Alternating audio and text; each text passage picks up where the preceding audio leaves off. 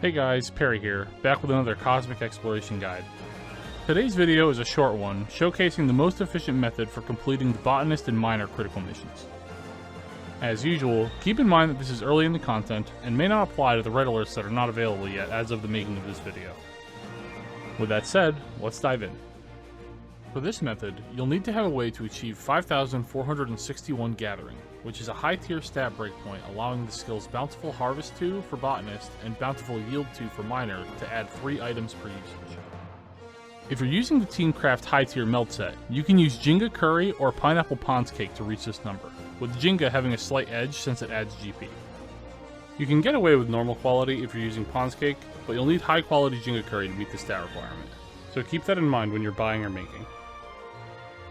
Another option is to replace one of the Perception 12 melds on the Everseeker headpiece with a Gathering 12 meld, which will allow you to hit the Gathering breakpoint while using Nasi Goreng, increasing the amount of GP you can have. Both options are fine, with the remeld being slightly better but more costly, and it may affect later breakpoints requiring remelds later. Choose whichever one is right for you. Once you have the required stats, we begin the mission. Our objective is to collect all 16 items needed, only using the 2 closest nodes to the mission drop-off point. Traveling to one of the further nodes will waste excessive amounts of time and likely result in a lower completion total. This won't always be achievable depending on node RNG if it runs you out of GP, but the vast majority of the time you will be able to with this method.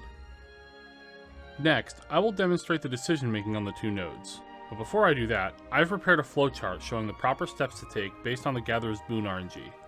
This should cover all scenarios you may run into when gathering. You can find a link to this chart in the description below, so you can use this as a reference while you're getting used to the flow of things. The following section will simply be a couple demonstrations of me using this chart. Here we are at the first node.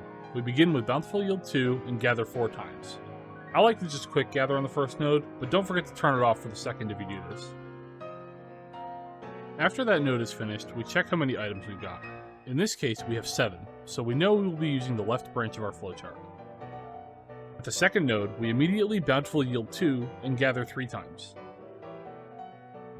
After the third hit, we still haven't collected the full 16, so we again check how many we have. As you can see, we have less than 15, so we move to that branch of our chart and we use the third Bountiful Yield 2 for the final swing to complete the mission. This example is an outlier, the full worst case scenario where we needed 3 Bountiful uses to complete. Next, I will show the other extreme. Okay.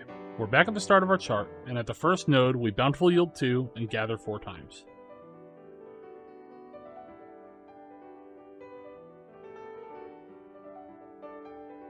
After the node, we check how many we have. This time we have 9, so we'll use the right side of the chart. At the second node, we do not use Bountiful Yield. Instead, we gather 3 times. After 3 gathers, since the mission isn't complete, we check how many we have.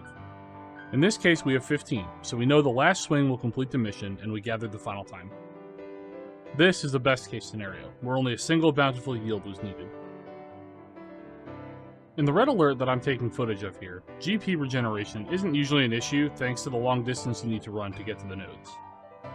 But in the other red alert types, the meteors and the sporing mist, saving this extra GP will allow you to complete more runs during the red alert timer. And that wraps up our examples. But in addition to this flowchart, here's a few other useful tips I've found helpful while grinding. First one is for menu navigation. You may have noticed that I navigate the Stellar Missions menu very quickly when accepting missions. This is done by using the Confirm key on the keyboard. You can find the keybinds for this under System in the Keybinds menu. The 2 you're looking for are the Cycle Through HUD Components forward and the Confirm key, which are defaulted to numpad 1 and numpad 0 respectively. You can use numpad 1 to select the Stellar Missions menu in the HUD window, and the Confirm key will do the rest, since the appropriate critical mission is automatically selected by default.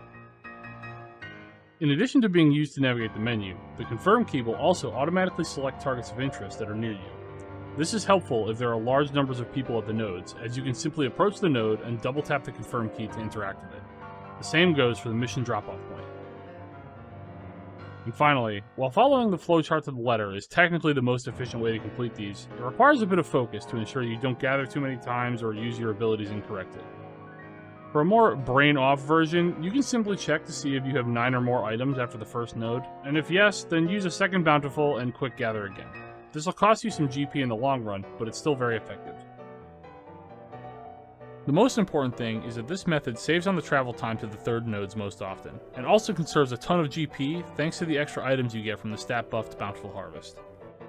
And that's it. I just wanted to showcase this method as I see a lot of conflicting information going around and wanted to help clear that up. I hope you found this helpful. Keep an eye out on the channel for a more in-depth class points guide coming up, and feel free to leave a comment below if you have any questions or suggestions. Thanks for watching, and see you next time.